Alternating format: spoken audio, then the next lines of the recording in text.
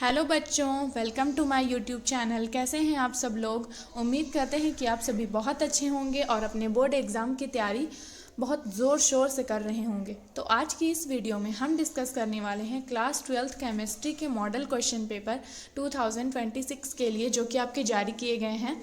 इसका जो full marks रखा गया है वो 70 रखा गया है और आपको इसके लिए 3 घंटे का समय मिलेगा। तो वीडियो शुरू करने से पहले अगर आपने मेरे चैनल को अभी तक सब्सक्राइब नहीं किया है तो मेरे चैनल को सब्सक्राइब कर लीजिए, ताकि आगे आने वाली वीडियोस की नोटिफिकेशन सबसे पहले आपको मिल सके। तो चलिए वीडियो शुरू करते हैं। सबसे पहले तो हम लोग कुछ इंस्ट्रक्शंस के बारे में जान लेते हैं कि क्या इंस्ट्रक्शंस है एग्ज़ाम के लिए। तो देखिए, आपका जो क्वेश्चन पेपर है 4 सेक्शंस में डिवाइडेड होगा, जिसमें आपका 48 क्वेश्चंस होगा। ठीक है, तो यहाँ पे 25 मल्टीपल चॉइस क्वेश्चन होगा, जो कि सेक्शन ए में होगा और ये 1 मार्क्स का होगा। सेक्शन बी में आप लोगों से very short answer type question पूछे जाएंगे और सेक्शन सी में आप लोगों से शॉर्ट आंसर टाइप क्वेश्चन पूछे जाएंगे, जो कि 3 मार्क्स के होंगे। सेक्शन डी में आप लोगों से लॉन्ग आंसर टाइप क्वेश्चन पूछे जाएंगे, जो कि 5 मार्क्स के होंगे। ठीक है, तो चलिए हम लोग सेक्शन ए से स्टार्ट करते हैं। हम लोग आज ऑब्जेक्टिव क्वेश्चन के बारे में डिस्कस कर लेते हैं। सबसे पहले तो सबसे पहला क्वेश्चन क्या है, molarity of pure water is, मतलब प्योर वाटर जो होता है उसका मोलरता या मोलैरिटी क्या है। तो देखिए, मोलैरिटी क्या होता है। मोलैरिटी जो होता है क्या होता है, 1 लीटर सॉल्यूशन में जो सॉल्यूट की मात्रा होती है उसको हम लोग क्या बोलते हैं, मोलैरिटी बोलते हैं। मोलैरिटी बोलते हैं। तो देखिए, 1 लीटर में कितना ml होता है, 1000 ml होता है और वाटर का मोलर मास देखें तो 18 होता है। तो अगर हम लोग इस तरीके से इसको डिवाइड कर लेंगे तो इसका पूरा टोटल आ जाएगा ये 55.55 मोलैरिटी। ये हो जाएगा करेक्ट आंसर। चलिए क्वेश्चन 2 देख लेते हैं। Which of the following reaction follows Markovnikov rule. तो यहाँ पे पूछ रहा है कि इनमें से कौन सी अभिक्रिया मार्कोनिकॉफ रूल को फॉलो करता है, पालन करता है। ठीक है, तो सबसे पहले ये जान लीजिए कि पालन कौन करता है। तो जो अनसिमेट्रिकल एल्कीन होगा, अनसिमेट्रिकल एल्कीन होगा वो भी किसके साथ, या तो वो HBr के साथ होगा, या तो फिर HCl के साथ, या HI के साथ, या तो फिर HF के साथ होगा अनसिमेट्रिकल एल्कीन, अनसिमेट्रिकल एल्कीन। ठीक है, तो यहाँ पे आपको दिख रहा होगा कि यहाँ पे 3 अनसिमेट्रिकल एल्कीन है, option number B, option number C और ऑप्शन नंबर डी। लेकिन हम लोग को देखना है कि यहाँ पे HBr, HI, HCl या HF इसमें से कौन सा है। तो देखिए, इसमें आपका क्या है, ये आपका गलत है। ठीक है, ये तो नहीं होगा, क्योंकि देखिए यहाँ अनसिमेट्रिकल एल्कीन के साथ Cl2 है दिया हुआ, तो ये तो गलत है। यहाँ पे Br2 दिया है, ये भी गलत है। तो इसका करेक्ट आंसर कौन सा है, option number C, unsymmetrical alkene के साथ क्या दिया है, HBr दिया है। ठीक है, चलिए क्वेश्चन नंबर 3 देख लेते हैं। During electrolysis of aqueous CuSO4 is deposited at. जलीय CuSO4 के इलेक्ट्रोलाइसिस को जमा किया जाता है। तो देखिए, CuSO4 कहाँ पे डिपॉजिट होगा, अगर हम लोग इलेक्ट्रोलाइसिस कर रहे हैं तो वो कहाँ पे जमा होगा, तो वो जमा होता है कैथोड पे। ठीक है, ये कैथोड पे जमा होता है। ठीक है, चलिए क्वेश्चन नंबर 4 देख लेते हैं। The third series states from where Z is atomic number of the elements. तीसरी श्रृंखला में कहा गया है जहाँ Z तत्वों का परमाणु संख्या है।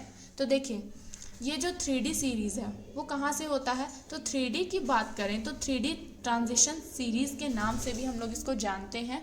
तो ये आता है, ये Z is equal to 21 to 30 तक के अंतर्गत आता है। ये आपका करेक्ट आंसर है। ठीक है, क्वेश्चन नंबर 5, यहाँ पे तो सीधा साधा आप लोगों से रिएक्शन ही किया गया है। हाँ, रिएक्शन पूछा गया है। तो देखिए, CH3, CH2 और I प्लस ये रिएक्शन कर रहा है किसके साथ, KCN के साथ।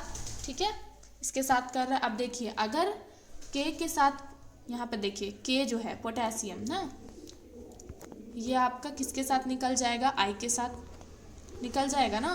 देखिए, तो क्या हो जाएगा, बन जाएगा क्या, यहाँ पे बच जाएगा, यहाँ पे CH3, CH2 और Cn, यही बचेगा ना, क्योंकि K तो I के साथ चला गया। ठीक है, तो इसका करेक्ट आंसर क्या हो जाएगा, इसका करेक्ट आंसर है ये CH3, CH2 और Cn, क्योंकि K I के साथ चला गया। ठीक है, चलिए करेक्ट आंसर हो गया question number 6। Two solution having same osmotic pressure at given temperature are called. तो ये तो बिल्कुल इजी क्वेश्चन आप लोगों से पूछा गया है कि दो सॉल्यूशन है, ठीक है, किसी निश्चित तापमान पर समान परासरणी दबाव वाले दो विलयनों को क्या कहते हैं। तो जब ऑस्मोटिक प्रेशर सेम होगा एट ए गिवन टेम्परेचर तो वो क्या होता है, आइसोटोनिक सॉल्यूशन होता है। अगर सेम होता है तब, अगर यहीं पे पूछ लेता हाई होता या लो होता, ठीक है, तो हाई होता तो फिर ये हो जाता हाइपरटोनिक सॉल्यूशन, या फिर अगर लो होता तो क्या हो जाता, हाइपोटोनिक। तो ये और क्वेश्चन बन सकता है इससे, तो हम यहाँ पे बता दिए आपको। चलिए क्वेश्चन नंबर 7 देख लेते हैं। The molar conductivity is maximum for the solution of concentration. Molar चालकता सांद्रता के घोल के लिए अधिकतम होती है। तो यहाँ पे आप लोगों से मोलर कंडक्टिविटी के बारे में पूछा गया है। तो इसका फॉर्मूला कुछ इस प्रकार से होता है, देखिए ये होता है लेमडा एम। तो इसका फॉर्मूला इस तरीके से होता है लेमडा एम के इंटू 1000 बाय एम, यानी कि ये मोलैरिटी होता है, ठीक है। तो देखिए जब लेमडा एम मतलब मोलर कंडक्टिविटी यहाँ पे कम होगा तो मोलैरिटी ज़्यादा होगा। मोलर कंडक्टिविटी को हम लोग लेमडा एम से डिनोट करते हैं, और ये आपका अगर कम होगा तो ये मोलैरिटी ज़्यादा होगा, और अगर ये ज़्यादा होगा, मोलर कंडक्टिविटी ज़्यादा होगा तो फिर मोलैरिटी कम होगा। तो यहाँ पे सबसे कम किसका है, तो 0.001 इसका मोलैरिटी सबसे कम है। तो मोलैरिटी कम होगा तो मोलर कंडक्टिविटी मैक्सिमम होगा, इसलिए करेक्ट आंसर है D. Question number 8, which of the following ion will form coloured compounds. ठीक है, कलर्ड कंपाउंड्स, निम्नलिखित आयन में से कौन रंगीन यौगिक बनाएगा। तो देखिए रंगीन यौगिक यानी कि बोल सकते हैं इसको कलर्ड कंपाउंड। तो सबसे पहले तो आपको ये समझ लेना है कि जब डी ब्लॉक मतलब डी में जो 1 से लेकर के 9 इलेक्ट्रॉन्स अगर होंगे तब क्या होगा, तो समझ लेना है कि ये क्या होगा, कलर्ड होगा। डी में अगर 1 से लेकर के 9 तक आ गया तो फिर ये कलर्ड हो जाएगा। अदरवाइज अगर 0 हो गया, डी अगर 0 हो गया तो ये क्या हो जाएगा, कलरलेस हो जाएगा। या फिर डी अगर यहाँ पे 10 हो गया तो भी ये क्या हो जाएगा, कलरलेस हो जाएगा। बस डी अगर 1 से लेकर के 9 इलेक्ट्रॉन्स तक होंगे तभी ये क्या होगा, कलर्ड होगा। अदरवाइज D0 या फिर D10 में आपका कलरलेस हो जाएगा। तो यहाँ पे हम लोग देखें तो यहाँ पे सबसे पहला क्या दिया है, स्कैंडियम दिया है जिसमें 3+ है। तो अगर इसका हम लोग इलेक्ट्रॉनिक कॉन्फ़िगरेशन इस तरीके से करेंगे इसका, तो देखिए आर्गन होता है 18, ठीक है। यहाँ पे देखिए माइनस यहाँ पे दिया है, 3+ दिया है, ठीक है। तो ये इसमें से तो 3 कम हो जाएगा, तो देखिए 3D यहाँ पे हो जाएगा 0। तो हम क्या बताएं कि जब भी यहाँ पे D अगर 0 हो गया तो ये क्या हो गया, कलरलेस हो गया। तो ये तो बिल्कुल गलत हो जाएगा। मैग्नीज है, ठीक है, इसमें 2+ है तो ये इसका 25 होता है। तो इस तरीके से हम लोग देखें आर्गन ये इसका 18 होता है, और यहाँ पे आपका हो जाएगा 3, यहाँ पे आपका 2- हो जाएगा, इसलिए यहाँ पे अगर 2 मान भी लें और यहाँ पे 3D 5 हो जाएगा। तो ये तो 2+ है तो ये तो निकल ही जाएगा, और ये 3D 5 मतलब यहाँ पे आपका इस तरीके से ये बन जाएगा। आपको तो पता है ये डी में क्या होते हैं, 5 होते हैं, ये इसमें एक इलेक्ट्रॉन है अनपेयर्ड, ठीक है, अनपेयर्ड होंगे। तो अनपेयर्ड होते हैं तो क्या होता है, कलर्ड कंपाउंड बनाता है। या फिर हम बताए थे कि अभी 1 से लेकर के 9 तक अगर डी में है तो फिर वो कलर्ड कंपाउंड बनाएगा। तो इसमें आपका करेक्ट आंसर कौन सा हो जाएगा, ये मैग्नीज 2+ या Mn2+, ठीक है, इसका करेक्ट आंसर है। और एक चीज़, जितना ज़्यादा अनपेयर्ड इलेक्ट्रॉन होगा उतना ही ज़्यादा कलर्ड कंपाउंड बनता है। तो यहाँ पे ये क्या है, अनपेयर्ड है। अभी आप देखें कि सिंगल सिंगल इलेक्ट्रॉन था, 5 थे उसमें बॉक्स, उसमें ये आपका करेक्ट आंसर है, ठीक है। Question number 9, which of the following is not a colligative properties. तो देखिए कॉलिगेटिव प्रॉपर्टीज 4 होते हैं। सबसे पहला कौन सा होता है, relative lowering of vapour pressure होता है, एलिवेशन ऑफ बॉइलिंग पॉइंट होता है, डिप्रेशन इन फ्रीजिंग पॉइंट होता है, और चौथा होता है ऑस्मोटिक प्रेशर। तो देखिए 4 जो हम बताएं आपको, उसमें से ये जो लोअरिंग ऑफ वेपर प्रेशर है ये नहीं था इसमें, ठीक है। Relative lowering of vapour pressure ये होता है, लोअरिंग ऑफ वेपर प्रेशर कभी नहीं होता है। तो ये आपका करेक्ट आंसर नहीं है, सॉरी करेक्ट नहीं है कॉलिगेटिव प्रॉपर्टीज़ के लिए, मतलब ये कॉलिगेटिव प्रॉपर्टीज़ नहीं है, इसलिए ये आपका करेक्ट आंसर हो जाएगा, ठीक है। चलिए क्वेश्चन नंबर 10 की तरफ हम लोग बढ़ेंगे। तो देखिए क्वेश्चन नंबर 10 क्या बोल रहा है।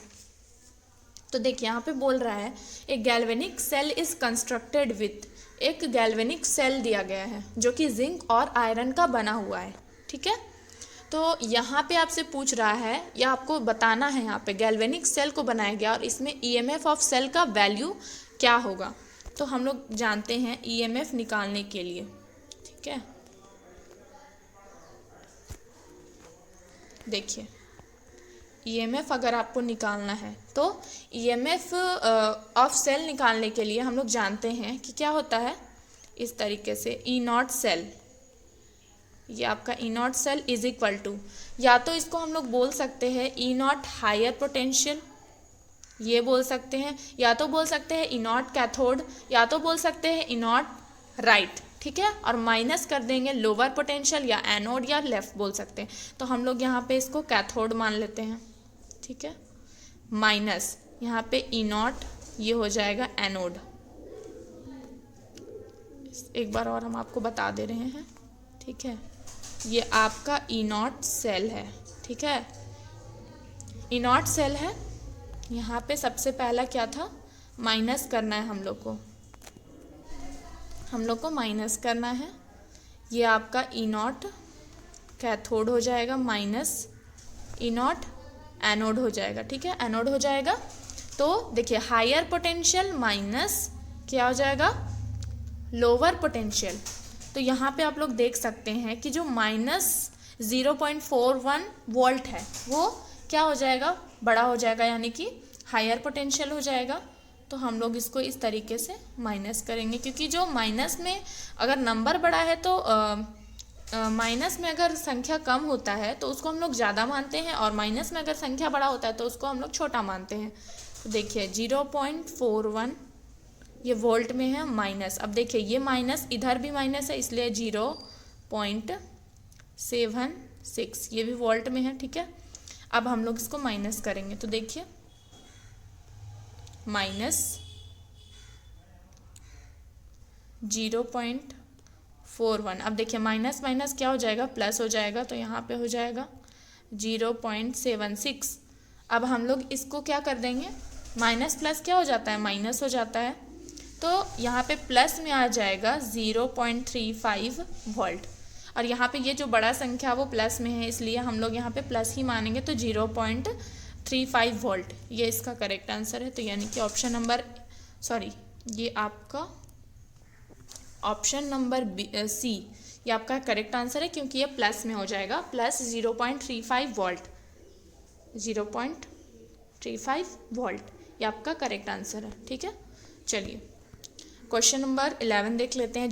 The general valence shell electronic configuration of D block element are, D block element are. तो यहाँ पे पूछा गया है, सीधा साधा आपसे क्वेश्चन पूछा गया है कि डी ब्लॉक तत्वों का सामान्य वैलेंस शेल इलेक्ट्रॉनिक विन्यास है। तो यहाँ पे आपसे अभी डी ब्लॉक एलिमेंट का पूछा है, लेकिन हो सकता है कि बोर्ड एग्जाम में आपसे एफ ब्लॉक एलिमेंट का भी पूछ ले।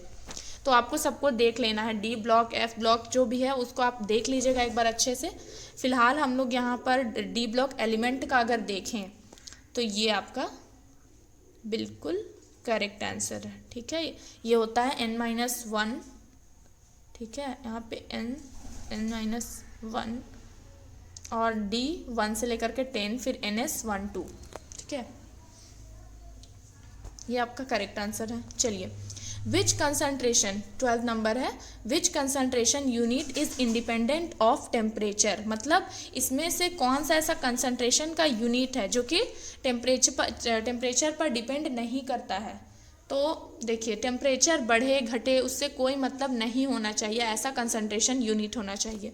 तो हम लोग जानते हैं कि ये जो मोलैलिटी है, मोलैलिटी ये आपका टेम्परेचर पर डिपेंड नहीं करता है। मास कुछ भी हो वो टेम्परेचर के साथ कभी चेंज नहीं होगा, ना ही ज़्यादा होगा ना ही कम होगा, ये टेम्परेचर पे बिल्कुल प्रभाव नहीं पड़ता है इस पर। तो ये आपका करेक्ट आंसर है। चलिए, question number 13, the charge required for the reduction of 1 mole of Cu2+ to Cu is, मतलब 1 मोल Cu2+ को Cu में अपचयित करने के लिए आवश्यक आवेश है। तो अगर हम लोग इसको देखें एज ए फॉर्मूला के रूप में भी देख सकते हैं, जैसे कि अगर क्या करना है हम लोग को, Cu2+ को Cu के तक पहुंचाना है, तो इसके लिए आपको 2 मोल इलेक्ट्रॉन की रिक्वायरमेंट होगी। 2 मोल इलेक्ट्रॉन द्वारा जो चार्ज कैरी किया जाएगा, जो इलेक्ट्रॉन के द्वारा चार्ज कैरी किया जाएगा उसका ज़रूरत पड़ेगा, और वह चार्ज कितना कैरी करेगा, कितना चार्ज कैरी करेगा, तो वो कैरी करेगा 2 फाराडे। ठीक है, 2 फाराडे कैरी करेगा, और 2 फाराडे का वैल्यू कितना होता है तो देख लेते हैं। इस तरीके से 2 फाराडे का वैल्यू होता है 2 × और फाराडे का क्या हो जाएगा, इसका होता है 96500, ये हो जाएगा। हम लोग इसको कैलकुलेट कर लेंगे तो 9 2 ज़ा क्या होता है 18 और इधर 19, ठीक है 19 हो जाएगा इस तरीके से। तो देखिए इसका करेक्ट आंसर क्या हो जाएगा, ये आपका करेक्ट आंसर है 19,300,000, ठीक है, ये वाला बी नंबर, ये आपका करेक्ट आंसर है। क्वेश्चन नंबर 14 देख लेते हैं, reaction of HCHO with CH3 MgBr followed by hydrolysis gives. यहाँ पे एज ए रिएक्शन दिया है आपको, जैसे कि मिथेनॉल है, इसको हम लोग क्या बोलते हैं, ये जो है देखिएगा, ये जो है इसको हम लोग मिथेनॉल बोलते हैं, ठीक है।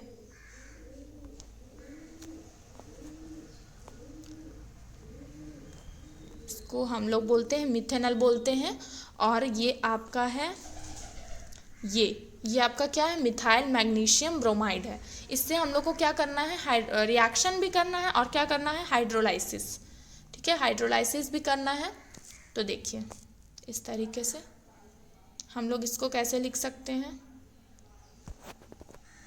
सबसे पहले हम लोग मिथेनॉल को किस तरीके से लिख सकते हैं, देखिए ये इस तरीके से हम लोग इसको लिख सकते हैं, इस तरीके से, ये हो गया डेल्टा माइनस में है चला जाएगा, ये हो जाएगा प्लस में, और ये क्या हो जाएगा H। इस तरीके से भी हम लोग लिख सकते हैं। और रिएक्शन किसके साथ कर रहा है, ये इसके साथ मिथाइल मैग्नीशियम ब्रोमाइड के साथ। तो ये हो गया CH3, ये हो गया MgBr, और Mg किस में होता है, प्लस में, और यहाँ पे डेल्टा माइनस, ये हो जाएगा, ये ग्रिग्नार्ड रिएजेंट है MgBr, ठीक है। अब देखिए इस तरीके से हम लोग इसको लिख सकते हैं। तो देखिए ये तो हो गया, और अब देखिए हम लोग इसको ऐसे लिखेंगे HC। अब ये यहाँ पे हो गया, ये माइनस में है। अब देखिए ये जो है ये C के साथ क्या जुड़ेगा, यहाँ पे ऑक्सीजन के साथ क्या जुड़ जाएगा, MgBr आकर के जुड़ जाएगा, रिएक्शन हो रहा है ना। तो ये MgBr यहाँ पर क्या ऑक्सीजन के पास आकर के क्या हो गया, जुड़ गया। यहाँ पे नीचे CH3 भी आ जाएगा, जो यहाँ पे CH3 था, ठीक है, यहाँ पे ये यहाँ पे आ गया, और हाइड्रोलाइसिस हो रहा है, यानी कि यहाँ पे H2O हाइड्रोलाइसिस भी करना है। और हाइड्रोलाइसिस में क्या हो रहा है, यहाँ पे H2O है वो क्या टूट रहा है, इसमें H+ और यहाँ पे OH-, हाइड्रोलाइसिस कर रहे हैं ना। अब देखिए हाइड्रोलाइसिस जब किए तो यहाँ पे O के पास H चला गया, तो लास्ट में क्या बच गया आपके पास, CH3, यहाँ पे OH, यहाँ पे CH, ये वाला CH2 था, ये आपका CH3 हो जाएगा। तो हम लोग को अदर प्रोडक्ट से मतलब नहीं है। हम लोग जहाँ पे MgBr जुड़ गया था उसके बाद फिर इधर बच गया, फिर H+ OH- में टूटा और यहाँ पे इस तरीके से बन गया। तो ये करेक्ट आंसर कौन सा हो जाएगा? CH2।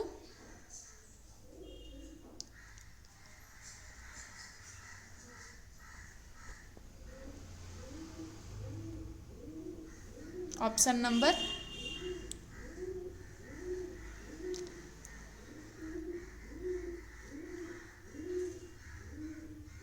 सी आपका करेक्ट आंसर हो जाएगा। Option number C. ये अदर प्रोडक्ट से हम लोग को मतलब नहीं है, बस हम लोग को देखना था कि लास्ट में आपका क्या बच रहा है। CH3 CH2 और OH आपका ये बच जाएगा। ठीक है, चलिए क्वेश्चन नंबर 15 की तरफ हम लोग बढ़ते हैं। तो क्वेश्चन नंबर 15 में क्या है, एक आपका फिनॉल का रिएक्शन होगा। इसमें फिनॉल का रिएक्शन हो रहा है। ये आपका फिनॉल है,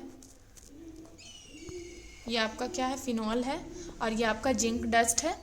इसके साथ हम लोग क्या कर रहे हैं? रिएक्शन कर रहे हैं। तो देखिए Zn जो होता है, Zn, ठीक है, ये Zn जो है वो क्या है? रिड्यूसिंग एजेंट है, जो क्या करता है? दूसरे को रिड्यूस करता है और खुद क्या हो जाता है? ऑक्सीडाइज हो जाता है। ये ऑक्सीजन के साथ रिएक्ट करेगा, ये ऑक्सीजन के साथ क्या करेगा? रिएक्ट कर लेगा और क्या बना लेगा? ZnO बना लेगा। ZnO बना लेगा। यहाँ से देखिए ये जो है ये O, ZnO बना लेगा और लास्ट में क्या बच जाएगा? बेंजीन आपका बच जाएगा, क्योंकि वो क्या कर लेगा? रिएक्शन कर लेगा। तो ZnO बना लेगा और ऑप्शन में क्या बच जाएगा? और लास्ट में प्रोडक्ट क्या में क्या बच जाएगा? आपका बेंजीन। चलिए क्वेश्चन नंबर 16 देख लेते हैं। यहाँ पे तो सिंपल क्वेश्चन है आपका। Rate is equal to KSO2Cl2 is an example of. यहाँ पे आपको बताना है कि ये कौन सा ऑर्डर रिएक्शन है। तो यहाँ पे देखिए कुछ भी नहीं दिया हुआ है। तो हम लोग अगर जीरो रहता है यहाँ पे, ठीक है, तो ज़ीरो रहता है यहाँ पे, तो हम लोग बोलते कि जीरो ऑर्डर रिएक्शन है। ज़ीरो होता तो ज़ीरो ऑर्डर रिएक्शन बोलते। वन दिया हुआ नहीं है, छुपा हुआ है, और 2 रहता तो बोलते कि सेकेंड ऑर्डर रिएक्शन है। यहाँ पे कुछ भी नहीं दिया है, यानी कि ये क्या है? फर्स्ट ऑर्डर रिएक्शन है, फर्स्ट ऑर्डर रिएक्शन। ठीक, चलिए question number 17, which of the following element exhibit maximum oxidation state. मतलब इनमें से कौन सा ऐसा एलिमेंट है जो कि मैक्सिमम ऑक्सीडेशन स्टेट को शो करता है।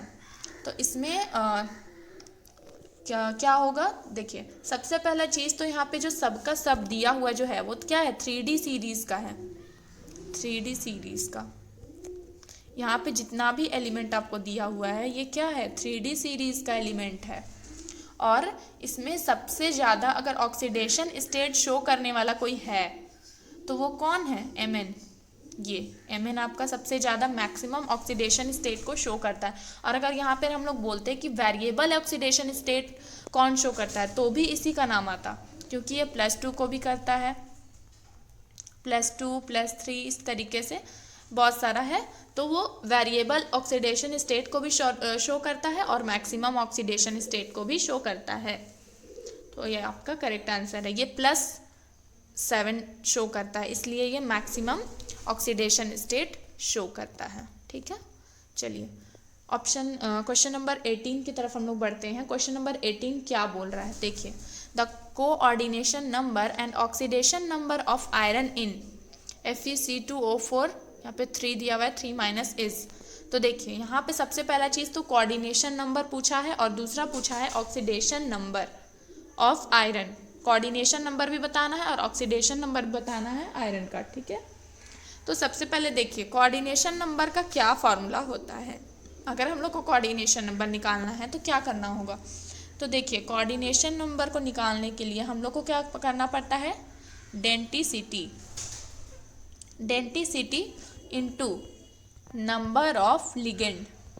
आप लोग पढ़े होंगे, ठीक है, इस तरीके से। ठीक है, डेंटिसिटी और नंबर ऑफ लिगेंड। डेंटिसिटी का मतलब क्या होता है कि वो कितना इलेक्ट्रॉन डोनर है, मतलब उसके पास क्या है, मोनोडेंटेट है या डाइडेंटेट है। तो यहाँ पे देखिए C2O4 दिया हुआ है, C2O4, ठीक है, ऑक्सीलेट आयन है। तो ऑक्सीलेट आयन क्या होता है? ऑक्सीलेट आयन क्या होता है? इस तरीके से देखिए, यहाँ पे ऑक्सीलेट आयन है, ये C2O4 है। तो देखिए इसको इस तरीके से हम लोग बना सकते हैं, इस तरीके से। ये ये है, यहाँ पे ये ऑक्सीजन, यहाँ पे ये ऑक्सीजन। अब देखिए यहाँ पे इस तरीके से ये है लोन पेयर, इस तरीके से। अब देखिए यहाँ माइनस है, यहाँ पे भी माइनस हो जाएगा, ठीक है। तो ये कितने साइड से इलेक्ट्रॉन डोनेट कर रहा है, तो ये कितने साइड से कर रहा है, 2 साइड से, ठीक है। इसलिए ये क्या है, बाइडेंटेट है। कितनी बार कर रहा है, 2 साइड से डोनेट कर रहा है, तो ये क्या है, बाइडेंटेट है। और हम लोग यहाँ पे क्या बोलते हैं, denticity into number of ligand. तो यहाँ पे बाइडेंटेट है, इसलिए यहाँ पे क्या हो जाएगा, 2 हो जाएगा। और कितना बार है ये ना, यहाँ पे नंबर ऑफ लिगेंड कितना है, तो यहाँ पे देखिए 3 दिया हुआ है, यहाँ पे इस तरीके से ये 3 दिया हुआ है, इसलिए इंटू 3 इज इक्वल टू ये आपका 6 हो जाएगा, ठीक है, 6 हो जाएगा। अब देखिए 6 तो दो ऑप्शन में दिया हुआ है, 6 एंड +3, 6 एंड +2। तो एक तो कंफर्म है कि आपका 6 होगा, ये 6 आपका होगा। लेकिन अभी हम लोग को कोऑर्डिनेशन नंबर भी निकालना है, कोऑर्डिनेशन नंबर तो निकल गया 6। अब हम लोग को क्या निकालना है, ऑक्सीडेशन नंबर आयरन का निकालना है। तो ऑक्सीडेशन नंबर निकालने के लिए देखिए, अगर हम लोग यहाँ पर Fe का इस तरीके से हम लोग x ले लेते हैं, ठीक है, x प्लस। अब देखिए वहाँ पे हम लोग देखे थे -2 देखे थे, ऑक्सीजन में माइनस माइनस था तो 2 माइनस हो गया, तो -2। ये C2O4 का जो ऊपर में कितना चार्ज था, माइनस माइनस था 2 जगह, तो -2 हो जाएगा यहाँ पे इस तरीके से। और वो 3 बार आया है, यहाँ पे 3 बार दिया हुआ है ये इस तरीके से। तो देखिए यहाँ पे, और पावर में क्या था, -3, यहाँ पे दिया हुआ है -3। अब देखिए यहाँ पे 2 3 जा क्या हो जाएगा, 6 हो जाएगा, 6 हो जाएगा। यहाँ पे -6 हो जाएगा, इज इक्वल टू, अभी -3 इधर ही है, x इज इक्वल टू। अब देखिए ये जो 6 है माइनस में, अब उधर जाएगा तो क्या हो जाएगा, प्लस में हो जाएगा, तो -3 + 6। अब हम लोग क्या करेंगे, माइनस प्लस माइनस होता है, माइनस कर देंगे, और ये बड़ा संख्या प्लस में है इसलिए 3 प्लस में हो जाएगा, मतलब 6 एंड 3। कोऑर्डिनेशन नंबर आपका हो गया 6 और ऑक्सीडेशन नंबर कितना निकल गया, 3।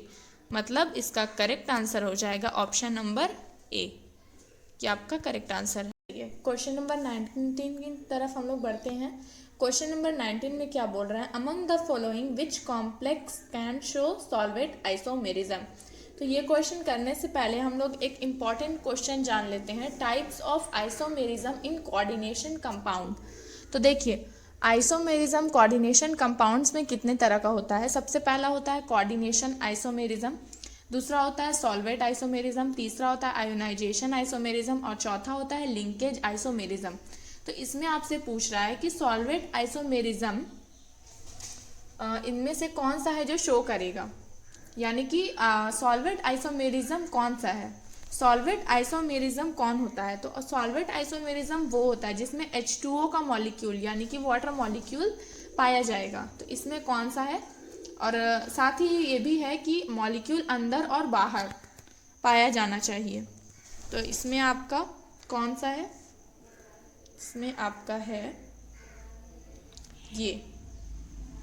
ये आपका है कोई ऑप्शन नंबर डी, जिसमें वाटर मॉलिक्यूल भी पाया जा रहा है और अंदर और बाहर, ठीक है, ये आपका करेक्ट आंसर है। चलिए क्वेश्चन नंबर 20, यहाँ पे आपका क्या दिया हुआ है, CH3 CH2 Cl plus NaI sodium iodide in the presence of acetone. Acetone के प्रेजेंस में यहाँ पे रिएक्शन होने वाला है, ठीक है। और ये जो रिएक्शन है ये आई के साथ जुड़ने वाला रिएक्शन भी इसको हम लोग बोल सकते हैं, क्योंकि देखिए यहाँ पे आपका रिएक्शन जब होगा तो आई क्या करेगा, जुड़ जाएगा in the presence of acetone. देखिए इस तरीके से यहाँ पे जो रिएक्शन हो रहा है ये यहाँ पे है, ये CH3 CH2 Cl ये है, और ये NaI ये क्या हुआ, इधर जाके क्या हुआ, NaCl बना लिया, और ये I यहाँ पे जुड़ गया। तो ये क्या हो जाएगा, ये किस में होता है, फिंकलस्टीन रिएक्शन में I जुड़ता है रिएक्शन होने के बाद। ये आपका करेक्ट आंसर है। चलिए question number 21, which of the following will undergo aldol condensation reaction. ठीक है, यहाँ पे निम्नलिखित में से क्या एल्डोल संघनन से गुजरना होगा?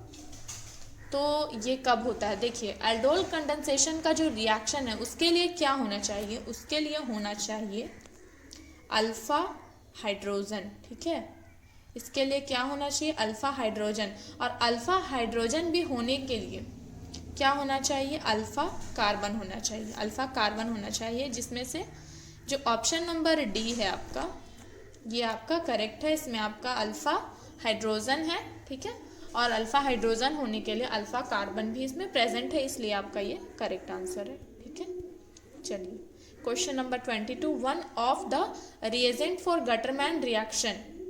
गटरमैन प्रतिक्रिया के लिए अभिकर्मकों का एक है, मतलब रिएजेंट। गटरमैन के लिए इनमें से कौन सा है जो एक रिएजेंट है? ठीक है, रिएजेंट। तो देखिए, इसका जो रिएक्शन है कुछ इस प्रकार से है। ये आपका, ये क्या है? बेंजीन।